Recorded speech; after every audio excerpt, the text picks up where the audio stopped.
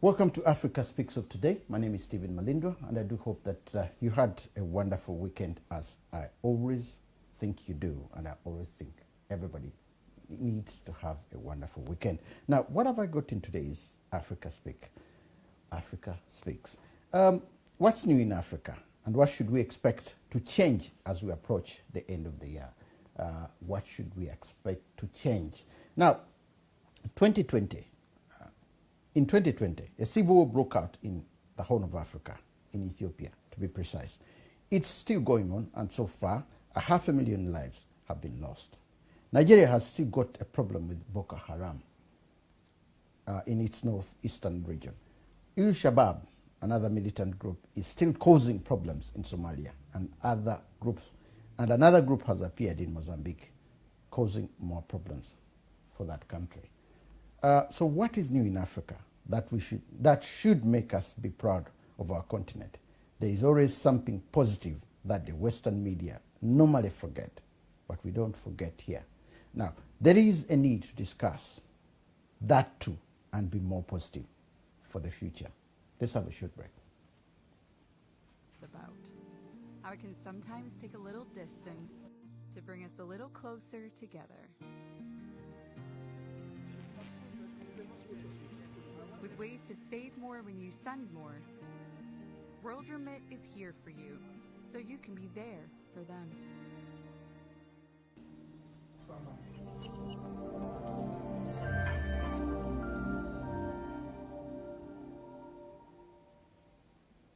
With me in the studio to discuss these issues and many more other issues regarding the continent is Mr. Adeyinka Makinde. Welcome to the program. Makinde is a barrister who lectures in criminal law and public law at university in London. He's a contributor to a number of websites for which he has written essays and commentaries on international relations, politics, military history, and military history.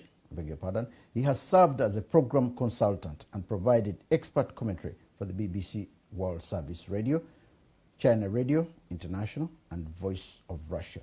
Welcome to the program once again. Thank you. Pleasure to be here. Yeah.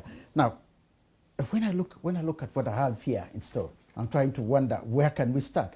Is there something positive about Africa we can start with when we start looking at how to solve the problems? Because I'm always thinking in terms of can that be solved? Can this be solved? Because whenever I have guests here, one of the first things I always look at is, can we really solve this? We have a problem in Guinea, we have this, we have, but there is also positive things that have happened on the continent over the maybe this year.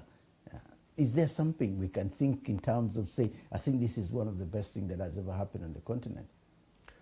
Well, I don't want to be overly optimistic or overly pessimistic. Yeah. I think in terms of a graduated way, we could look at, say, what is happening in Rwanda, okay, and the way Paul Kagame is trying to move it forward, because I think then that raises certain issues which get lost in the morass of information that comes from Africa. And it's namely what steps are being made by the thinkers, policymakers, the leaders, to effect political, social, and economic development. Yeah. Because once we can identify those people who have a proper vision of African development, as a continent which is over, it's got rid of its colonial past, and it's raring to go for the future. Yeah. You have to consider who is there, what kind of intellectual leadership is there, what kind of political leadership is there that are making strides through a program that is geared towards lifting people out of poverty and trying to develop an industrial base in the different parts of Africa. What I'm looking at, which I've seen, which is much more difficult maybe, is the fact that the people who are trying to make changes to make Africa better are the people at the lower bottom of the scale, the people who we practically know nothing about. They are more influenced than the politicians. And this in itself has a picture showing Africa that, listen, regardless of who is in charge over there, there's somebody who's building a hospital somewhere who we even don't know about. So maybe Africa's future now goes, if you look at the remittance that are being sent to Africa, they're all going into private hands somewhere. Very little of it is happening. Could we call this something very positive? It can be positive in a sense, but unfortunately I can't see it as being something that is of lasting and profound effect. Okay. Because it's not coordinated and it's not integrated into a scheme for development. I'll give you an example. So if we talk about, say, the Africans in the diaspora, yeah, and despite the achievements of the TPLF-led government in Ethiopia, yeah, which did, before the current problems, did score very highly in certain indicators in terms of economic growth and taking people out of poverty, yeah, you still have this very large population, yeah, no matter what the achievements are in cutting infant mortality and cutting rates in maternal deaths and that sort of thing. yeah. And so a lot of Ethiopians have to go abroad to the Middle East, parts of Europe, North America. Yeah, yeah. So that sustains their family. But it's not part of the whole package Yeah. of developing a country. And a good example I would tell you about that would be South Korea. Okay. When South Korea began to develop, Yeah. there wasn't any sort of bank loans that were coming to South Korea. There wasn't any U.S. aid. U.S. aid had been ended was ended by the Kennedy administration. Yeah. So what the incoming Park Chung-hee did was simply do a bit of bartering, Okay. based on a plan, a plan that was formulated for 25 years, just to get up to a base level of development, starting with agriculture and then the wider economy. For instance, they sent over miners, South Koreans to West Germany, Yeah. to work as miners and nurses. Yeah. And so in return, though the money that came to South Korea was obviously, part of it was obviously given to the people who went to work in Germany, Yeah. but it also went towards laying a foundation for money that was spent on building things like harbors, constructing industrial centers that would be developed in the future. Yeah. So if because that coordination is lacking, Yeah. I cannot say much in terms of what I think should be always the overarching concern Okay. of development. Basically, what we have is just about sustainability. Yeah. They're good people who are members of different, these associations Yeah, based yeah. on the village you come from, Yeah, yeah. and they've got chapters in UK here yeah, and Ireland, yeah. and they go back and they build hospitals, clinics for and that is absolutely fantastic. But you got to look at it from this angle. The education system, we've been discussing this for months and months on our TV shows, and it's the educational system. The system about ethnic federalism is, I keep insisting on this, ethnic federalism and nationalism. Cuba is a very good example. China is a very good example. The educational structure as such that you are told how to be a nationalist. America used to have this years ago, where you have to be showing allegiance to the flag almost every now and then after school and before the school, to show that you have that allegiance to the nation and all that, and the teachings that Mao Zedong did that have made China now. Everybody's thanking him now, years after he's gone, because the issue of federalism was taught. Cuba, they're trying to thank Fidel Castro as well. You could find those who feel they don't need communism and all that, but at the same time, they're also saying we are Cubans. They have that love. That's something that doesn't exist in Africa. What is existing is an ethnicity problems. I could maybe say Ghana is trying to leave the ethnicity behind. But Nigeria, my goodness, you can cut a sword in there. Uganda, Kenya, Tanzania, you're looking too much at that. Don't we need education on a national level to say this is what we got to start teaching everybody now, so that when somebody can be taught to be a nationalist, but we don't have that structure. The structures in education were left by the British nearly, when, 70, 80 years ago. And the same structures are still happening. Well, can we change that? And can that be a builder for the next generation? You can, but I think, and it's interesting you bring that up, you know, given that history is no longer was scrubbed off the curriculum in Nigeria. Yeah. So, yeah, I mean, you have, I mean, Nigeria, they have a pledge. I believe students should still say that. I said that every morning. Yeah. I pledge to Nigeria, my country, to Yeah. be faithful, loyal, and honest. Yeah. I sang the national anthem. Yeah. I think, look, But are you taught, you may be saying it, but are you taught to be a nationalist? The way the Chinese are taught and the way the Cubans are taught. Well, that, listen, you got to love your next neighbor like your brother. You got to do this and that. You're not taught about that. This is what I'm trying to say. Maybe that's, and South Korea, the one, by the way, you've just mentioned. This is what happened. They fall in love with their country because the structure starts when they're about 5, 6 years old, as soon as they get to school. The Japanese, they're doing the same thing. Right. Well, you see, it helps. A number of those countries you've just mentioned, China, although they're multi-ethnic, they've got Muslims and it's dominated by the Han Chinese people. Japan too, South Korea too. So when you do have ethnocentric societies that are based on the fact that it's a dominant culture, then you are then actually pointing out the issues in Nigeria. Now, the way around that would be that, yes, there are multi-ethnic societies and they can be made to work. Okay. But yes, there needs to be a plan in place to make people cohere. Obviously, the Soviet Union, Russia would be a good example. Soviet Union inherited the multi-ethnic empire of the Tsar. But you still did have the Russians as the dominant people there. You know, it's what you say may have some truth to it, but I don't think it can be done merely in isolation. I think the question is economic development, inclusivity of all peoples. That is where national unity will come from.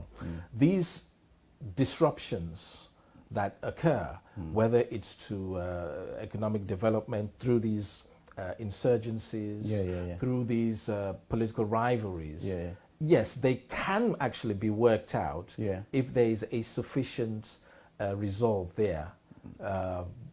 Yes, made to improve national consciousness, but also there has to be some economic plan attached to that.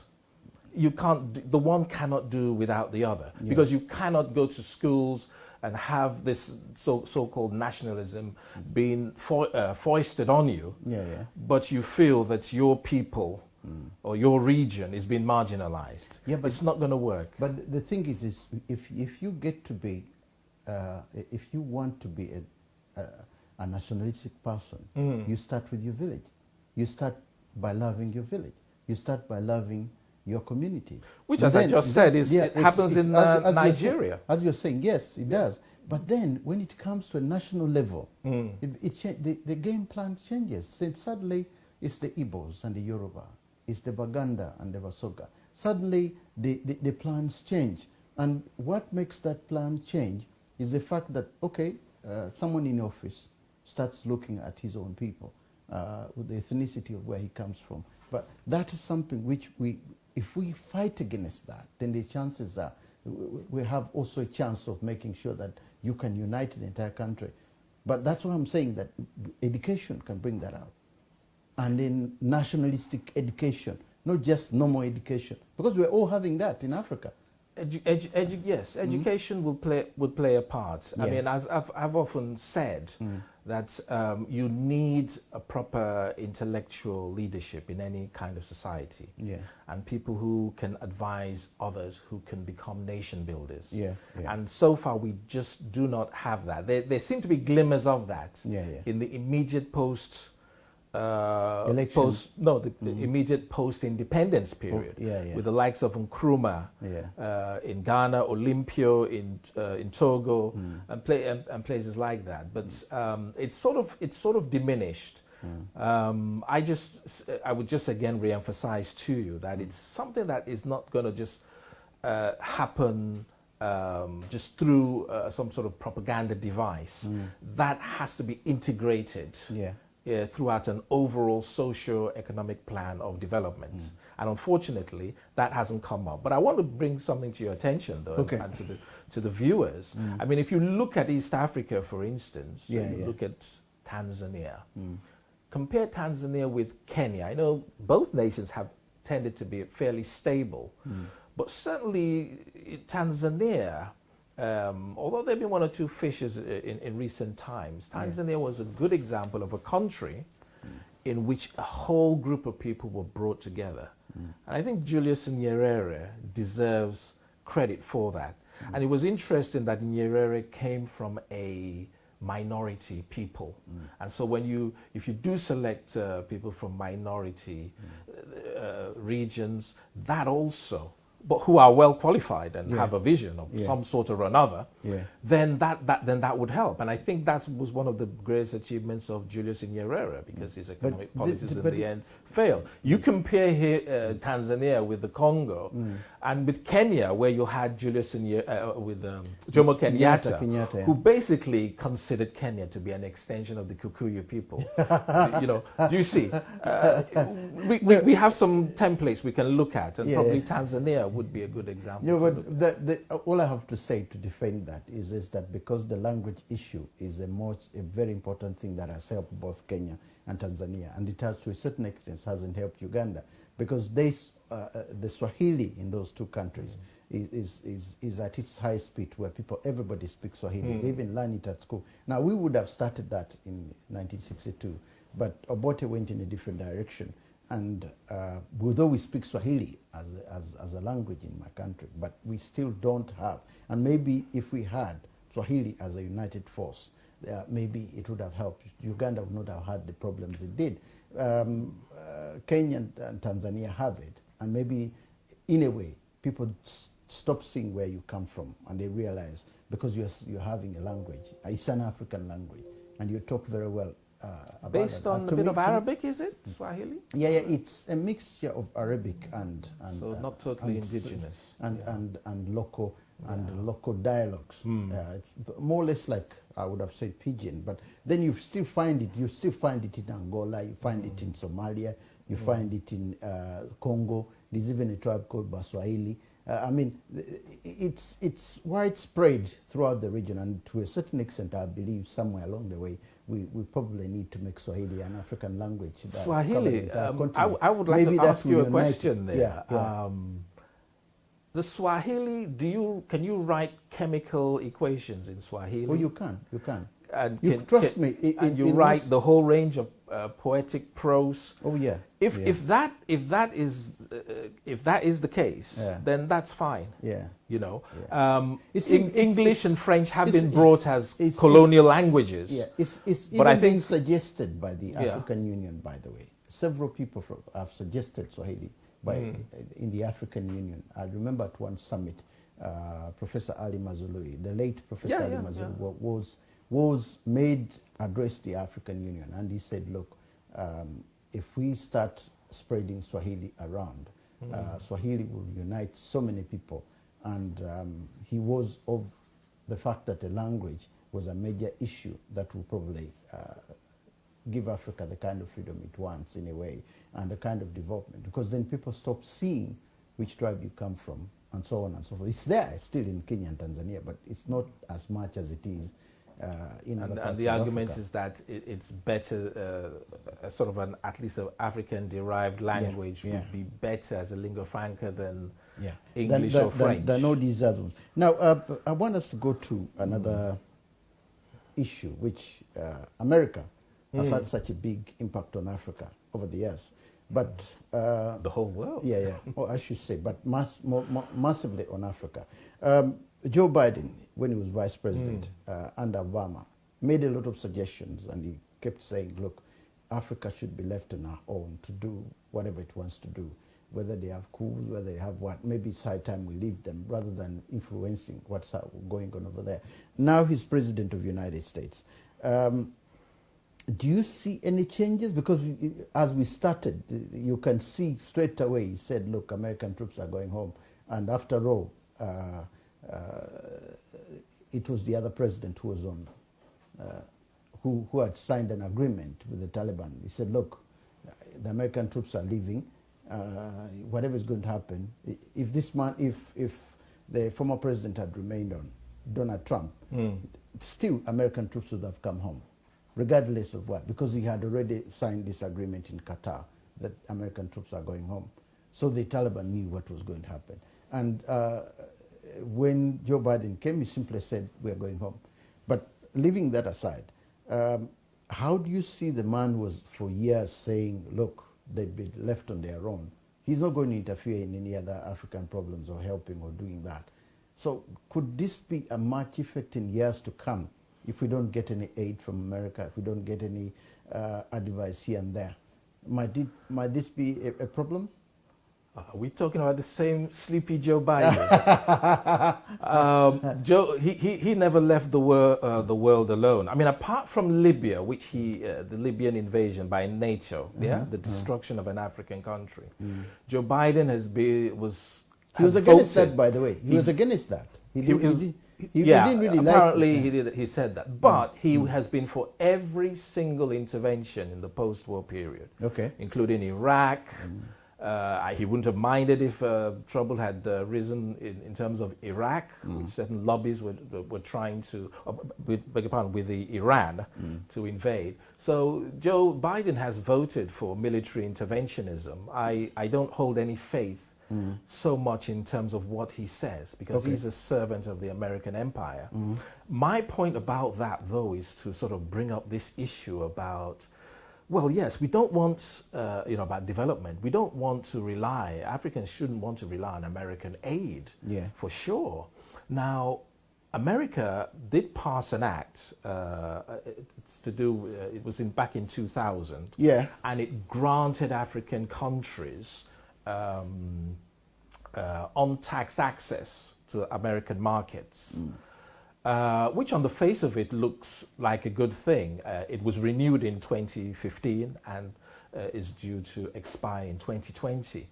Now, the key thing here, remember, I think in any kind of conversation we have about Africa, wherever that conversation is going to be headed to, promising things or the things that are setting it back, like tribalism, ethnic federalism, insurgencies and that sort. It's all about, our eyes on the prize is the idea of facilitating development, economic development, and creating the correct institutions, political institutions, which are not just simply hand-me-downs from the colonial era, but something that is worked out to cater to the African psyche and the African condition. Now, bearing that in mind, so America passed this act which granted certain African products access to the American market. Now, my point is that in East Africa, and interestingly, you're from East Africa, so I will be interested to find out what you know about this, was a number of countries, Tanzania, Uganda, Kenya, Rwanda, Burundi, they wanted to bring an end to mitumba. Yes, the use of old, importation of used clothes, rehabilitated. And a lot of them come from America. Now, that sort of thing undermines development, because at a base level, before we start talking about petrochemical industries, shipbuilding, if that's the case, and perhaps high tech, although people suggest that Africa can skip aspects of industrialization and become markedly good at that with the correct atmosphere, conditions around. But just put that aside, just at the base level, you need a textile industry along with other things like leather and things to do with agriculture that are in your control. And so they wanted to get rid of mitumba. If you get rid of these used clothing, what you then do is you have a situation where you can grow cotton, you can manufacture your own clothes. And so once they had that idea, the modern rag pickers they have a more sophisticated name in the United States, went to the US Treasury and said, hang on, this is against that act that we signed to do with free trade with Africa. You know, and so it goes against that. And you see, so the United States Treasury then threatened sanctions. All the African countries, apart from Rwanda, backed down. So this is what Africa faces. It's not that we have to blame these sorts of things for the lack of development in Africa, but we should place them in our mind. So do you see, this is an excellent opportunity. Get rid of mitumba. All these countries cooperate to develop a particular base industry in their nations, and it's frustrated by the United States. So that in a nutshell is what I think of what Joe Biden says. Yeah, but I have to go on to this because having read that and having gone through that, the biggest problem that was existing with that is that you can't get rid of something when you've got nothing to put in place. Now, Rwanda agreed to do that because Rwanda has already put something in place when Kagame came to power. One of the things that he's trying to do now, if they can do something in Rwanda, he doesn't see the reason why they should import it. He bans its importation because there is no point. If they have the wheels of the, if you have wheels of bicycles or what, why do you bring in the imported ones? The textile industry in Rwanda is one of the best on the African continent at the moment because they started that. There are about 2 factories now that can provide Rwanda with all the basic clothes they need. That's why when it came to that, they said no. Now, you come to Uganda, Kenya, and Tanzania, and all the other countries. That thing was merely an idea at the beginning. It was an idea. They didn't want to ban them straight away. They discussed it in Arusha. And then eventually they said, oh, I think we can do it. So the Americans acted quickly.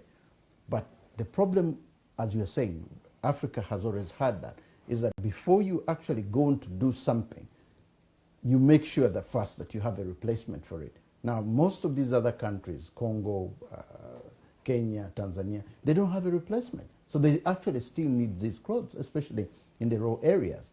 Now, Rwanda has already got that. That's why I'm not surprised that Rwanda said, no, we don't want them anymore. Because it has already set up their own industries, and they're doing very well. No, well, they've set it up, but they're having problems. They're relying a lot on the Chinese on that. And of course, they're having problems with comparing it with the other cheap Chinese imports. And it seems a lot of Rwandans are buying more of, and that's the other thing that has to be taken care of in terms of Africa. You said that nothing had been planned, but you can see that immediately, just the threat of it. You see, the point is, these countries, at the time of independence, they did have industries in this regard. But they fell into disrepair, and they were, the victims of what you call dumping by the industrialized nations. But that means you can't really start blaming the West on that. Yes, but that wouldn't be, you see, that can't be an answer that, they didn't have a plan. Well, maybe they shouldn't have announced it as such. They should have just started it. But one way or another, you're going to have confrontation. And if you don't have unity, and people are going to back off, this is a problem with African development. That was why Libya was destroyed, part of the reason, by Gaddafi suggesting, let's have a common currency, a dinar. It's not going to be backed, but we're not going to use American dollars. We're going to use an African currency, and we're going to use our commodities to back it up. And he was overthrown, and there's evidence in think tanks and also in emails, one linked to Hillary Clinton, which shows that absolutely that plan by Gaddafi to develop this currency was at hand. So those are the perils. Even when you have, you're engineered and you're geared towards going towards integration and development. You have that, but you have to then have, you have to have that capacity and that resolve to cooperate among each other and go it along. As I said, South Korea at the beginning did not have anything. They were not relying on the World Bank, which is just another shorthand, IMF and World Bank, for inducing usurious loans. One way or another, they tend to bribe elites. We see that not just in Africa and other parts of the so-called developing world, but also, Greece is a good example of one that's just totally mired in debt. And without going into details of that aspect, it's the Bretton Woods institutions. Usury is their raison d'etre. So unity in Africa, cutting across the barrier of tongue, of tribe, of nationality, that I feel is the goal. Yeah. Because ultimately what my conclusion is in these things is that time is running out. Yeah. And that it's not so much idealism. It's not so much, African pride and let's make it a better place and cooperate with each other. I'm saying for the survival of Africa, because of its enormous, bountiful resources, you have the Occident, that is the West, composed of many ex-colonial powers, and the America that arose after the Second World War, and you've got the Orient with the rise of China, competing for African resources. If Africans do not succeed in developing their economies to a certain base whereby they attached to that is not just the strength of political institutions, but also military strength, unfortunately, Africa will be ripe for vassalage and colonization. Talking about China, they're putting a footprint on the continent, and their numbers are rising. Where are we going? Where are we going with them from here? Because the next 20 years, I think more than 10 or 5 or 10 or 15 countries could be owned by China. Anyway, the dates that are piling up in Malawi, in Zimbabwe, even in Mozambique at the moment, is very worrying. And in South Africa, they even have a police force in certain areas, even in Malawi. I was watching pictures of Chinese policemen on the African continent. Now, this is a genuine worry? Because at least with them, they come, they are present there. They are not sitting the way the British and Americans do and then let you mingle with it. Could this be a much bigger worry for the continent? Of course, it should be. It should be, because one of the refreshing things that people felt about the rise of China was it was felt that, at least now you have a choice between the West. Because for the West, withdrawing and giving, countries like France and Britain, withdrawing and giving countries their so-called independence was actually a very cost-effective way of managing Africa. Because through neo-colonial stooges like Mobutu Sese Seko and the others, they could exploit Africa in a more efficient way, and the Bretton Woods institutions have helped with that. So my point was that the coming to power of China at first appeared to offer an alternative, whereby there could be a straightforward bargain. That the Chinese will offer you expertise, which you would learn eventually and not keep on relying on them to build the basics of an infrastructure, railways, ports, harbors, that sort of thing, power plants, etc. And then in return, you give them raw materials. I know the Chinese, it's not just in Africa, they do like to complete projects using their own people. But I would admit, yes, it is quite a worrisome thing where physically the presence in Africa, because you see it's almost like an autonomous power growing in your midst. Talking to a Chinese banker long time ago, the structure was different. You would go and work and you go back. I mean, they built a levee in Tanzania. They did quite a number of things in Tanzania because Nyerere was doing a lot of work with them, and they did that in Zambia as well during Kaunda's time. But they always go back. The difference this time around is that they have the Chinese central bank giving the Chinese money. Business people, for example, go and settle in Africa, start a business in Africa, repay back the loan that we have given you, and then obviously employ more Chinese because their population has really gone up in China. In Africa? In China first and foremost. But in Africa now, it's raising up to almost 10 million if we count all the countries where they are. Now, even in the Caribbean, they have gone in. And Kenya has started a law where they're saying, no, no, no, you can't bring in drivers. We've got drivers here. You can't bring in cleaners. We've got cleaners here. What would be the point of you bringing in a cleaner from China and bring him here? Now, they were threatening to get rid of their whichever contracts they have. And Uhuru Kenyatta said, no, if you want that, then we'd rather start paying your debt than having your own people come here. Because we can't take our people to China to clean the streets in China. We don't do that. But you're bringing in street cleaners, you're bringing in then where are people going to work? So that opened a certain way. Ethiopia, the current Prime Minister Abe, was defending something similar of one of the industrial estates where they were building. And he went there personally and he talked to the engineers and said, no, this is not what we agreed when I was in China. We didn't agree for you to bring bricklayers and bring these and that. These people are existing in Ethiopia. I wanted engineers, I wanted this. Then again, they had to sit at the table and so on. So you're looking at the entire African continent, looking at this and also putting argument at the table.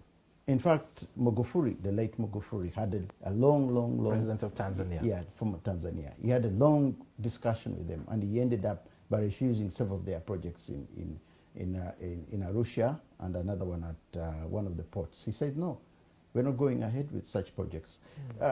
You can see arguments coming in and people standing their ground said, okay, much as we'd rather pay the debts than you coming in. And it could have an impact. It could have an impact on our communities. Yeah, I mean, it certainly could. I mean, that creates a kind of an imbalance. Yeah. We hear about the term a state within a state, and that would not be a healthy thing if another power is literally allowed into your own country to operate almost autonomously. That cannot be good news. And that's a different argument from just mere migration or people working as expatriates. It is definitely a worrisome thing, and it's something that any African leader worth their Nigeria soul should. There is a movement in Nigeria which started, I think, from one of the states. I don't know whether it was Cross River State. A Chinese man came. He started a rice plantation. Last year, I thought I might be in position to invite him on my show when he was here in London, but I never got the chance. I think he went away. He had explained to me when I met him, and he says, look, he started this thing in one of the states, and he started growing rice, and everything was going so well. But then I think out of the blue, I think the governor of the state came down, and they had issues because he had brought in expatriates from China, and Nigeria had, and then of course there was something connected with the land title as well, where he had leased the land and the lease owners. They were looking at things from a very different angle. So in the end, he says, look, let me get this product out and I will leave the state. These issues are coming up, and then they started something in Nigeria to try and see that they drive most of them out of Nigeria. I don't know whether you've heard of this or not. I'm not too familiar with that particular story. Okay. Yeah.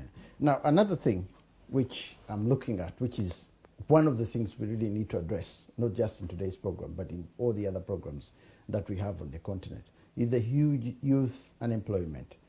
It's a massive one on the continent. You name the country. In Ghana, the youth even refused certain politicians to give them certain things. I watched them as they were throwing. We said, look, we want jobs. We just don't want favors. That was in Accra about 2-3 months ago. Then in Nigeria, of course, there's the uprising, which has happened recently when the youth were demanding the release of certain people, and then it became a big uprising. In Uganda, I can't even imagine. In Tanzania, and even in Kenya. And South Africa, it's even worse. Now, how do you see, because this is where the population is going up, better medical facilities have come up, although women used to die a lot during labor and so on, but improvements have done now, and we're having a population explosion which might happen, not just in one of the countries, but in most of the countries. Could this be an impact in a game plan, a game changer? Because when you have massive people without jobs and they're demanding things left and right, could this affect the political structure of the country, the continent? Well, of course, it's a ticking time bomb. Yeah. And I suspect that it's one of those issues which undermined the developmental achievements of how does it undermine of Meles Zenawi? Well, for the obvious reason that if you cut down infant mortality, if you maternity rates, etc., and the population even rises quicker, then whatever plans you have for development need to match the growing birth rates, and that is something African policy planners do not seem to have. If they exist at all. If they exist at all. If they exist, have not grasped upon. Okay. So yes, that will, and it will. Not only is it a time bomb in terms of frustrated young people, young males, very energized and prone to get angry. If the odds in life are increasingly stacked against them. So it undercuts even where there is achievement being made. So that needs to be addressed, because otherwise what it does is it filters into the other issues of people joining insurgencies. A lot of people who join Boko Haram, some of them have even been non-Muslims for starters. Unemployment, poverty. So part of the whole idea about nation building and national development, and when we get to it, countering insurgencies, is about development, and particularly developing a future for the young people. Because you cannot afford to have massive amounts of them unemployed, and then what then undergirds the failure of African political leadership is when these young people risk their lives. They're so disenchanted that they go through the trans-Saharan journey to come over to Europe, and then risk their lives in terms of slavers and kidnappers, and to make a journey across Europe, where you already have declining birth rates and a rise in chauvinism, ethnic chauvinism, so that is something which needs to be addressed as a very important element of the wider issue of economic development, youth unemployment. It's a ticking time bomb. It's a ticking time bomb. You come from Nigeria, and I've been reading so much about Nigeria.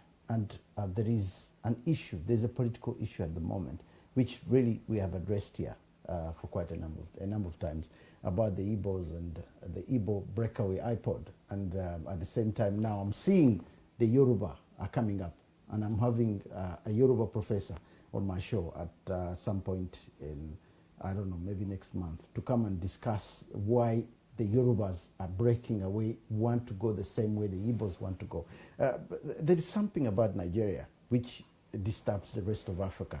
If something goes wrong in Nigeria, there's a saying, like the Americans say, that when America sneezes, Britain catches the cold. The rest of the world, if Nigeria sneezes, the rest of the world starts shaking. The rest of Africa starts shaking. We're looking so much at what could happen now with the iPod, with the Yoruba. Can there be no way these people can sit together and say, listen, Nigeria belongs to all of us. Can we try and see whether has Buhari failed to do this? Well, I mean, he's certainly failed, like a majority of the other African leaders, simply because, as I've been saying, there's no prescribed program for national development. It's not there. It's just not there. There's no overarching program that basically says, these are the base industries that we need to develop on a regional basis and on a national basis, and that this is divided up into stages. Not just 5 years, but it'll be divided up, but a total of, say, 20 to 25 years. That does not exist. So added to that is just this issue of the fact that what Nigeria is now settled into is a method by which politics is carried out, and Because it's based on what is known as godfatherism. It's based on ethnicity of people making bargains. It's at its highest caliber. Yes, and you see, the point about it is that when you have that kind of system, today certain people will be dissatisfied. Yeah.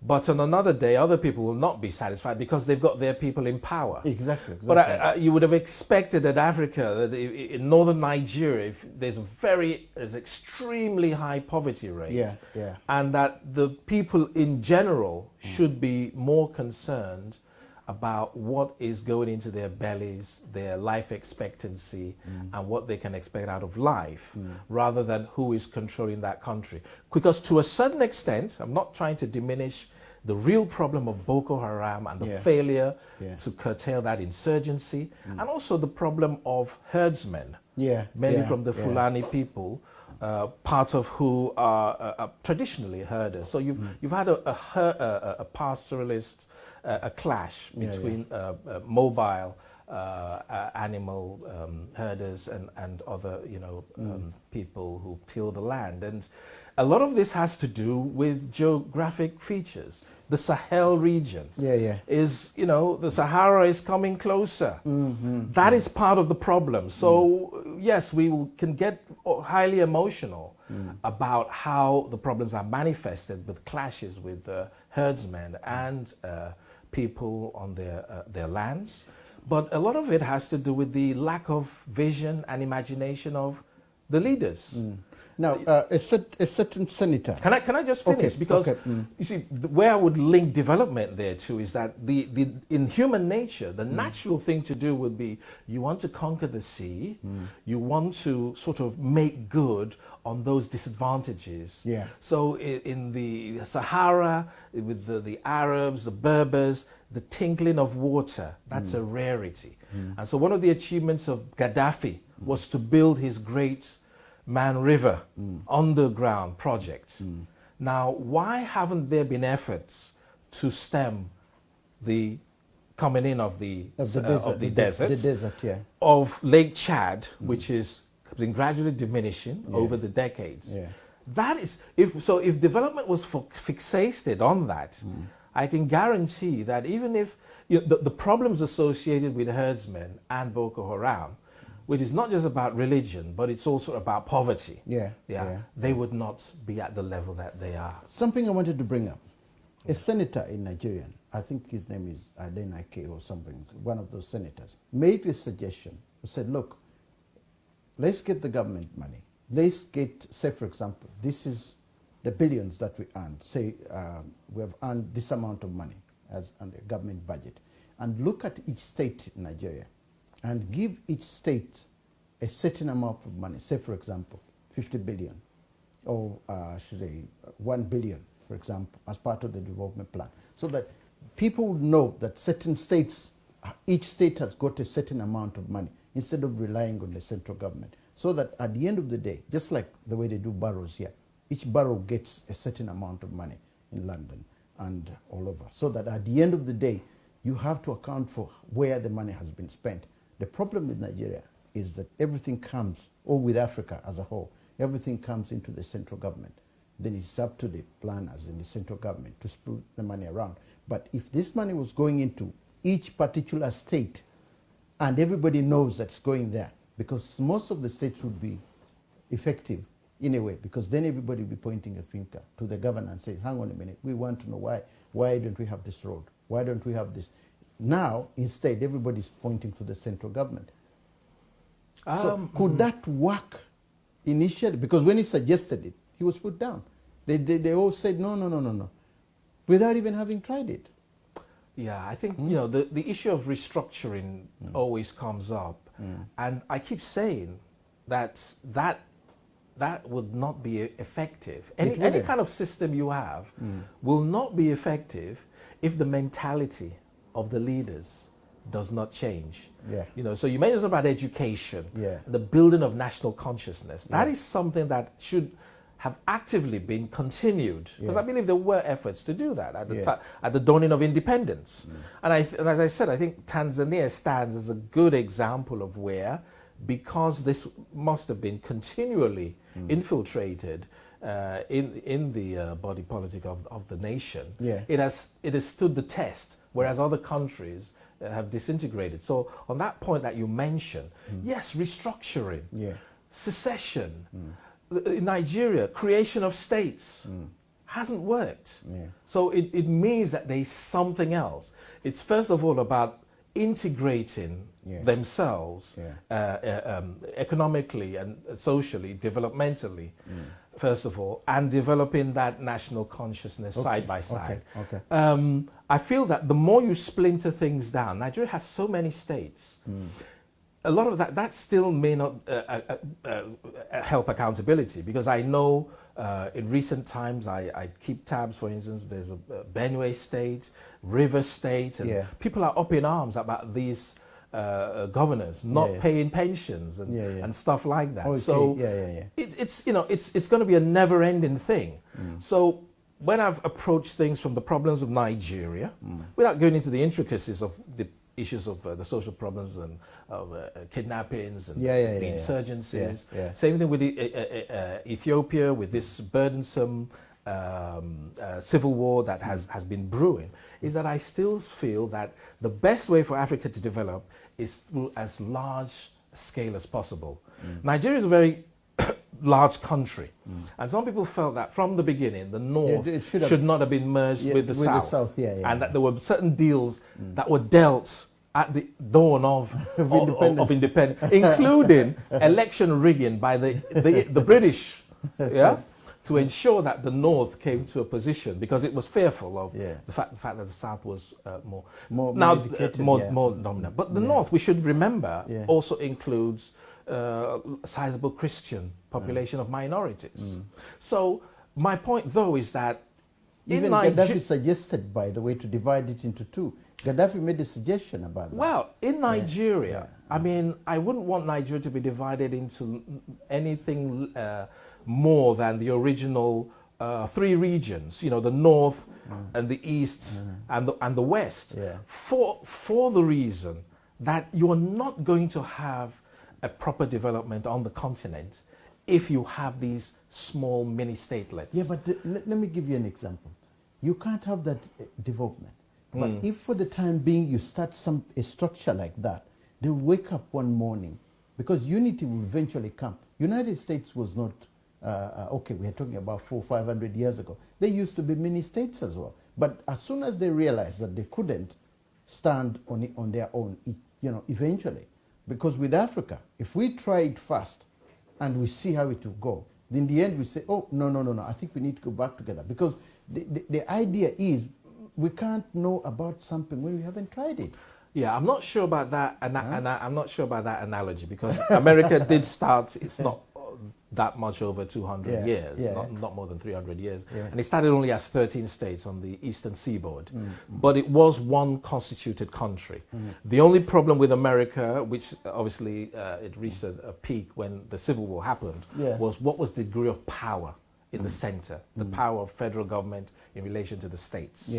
And to me, in Nigeria, there's something more profound, because if you have a poor maintenance culture, whether it's at federal level or at state level, okay, the people who want Biafra tomorrow, well, look at the city of Onitsha, the most polluted city.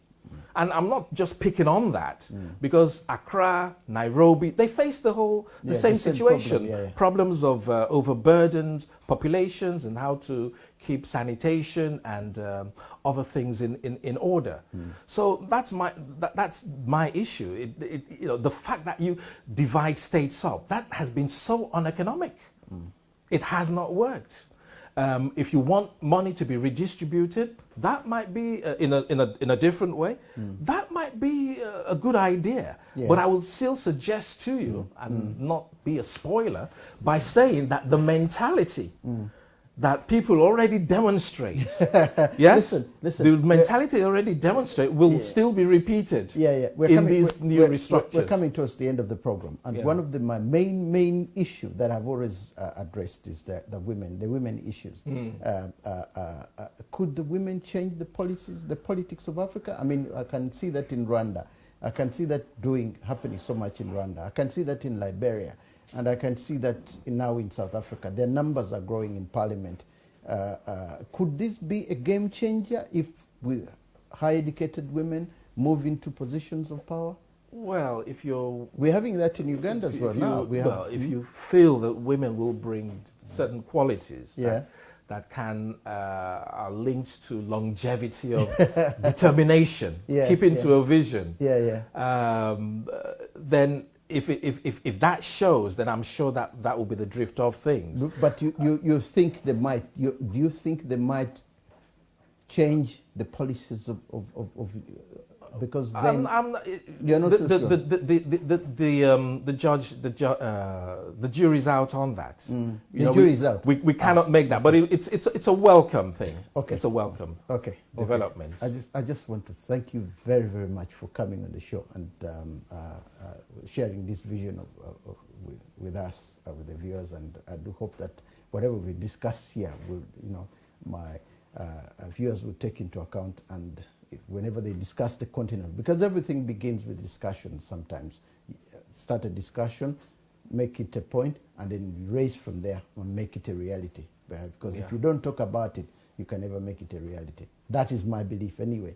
I just want to say thank you very much for coming, and to the viewers, thank you very much for being with us over the past hour, and I hope we'll be together again for the next edition of Africa Speaks. Thank you, and may God bless you all.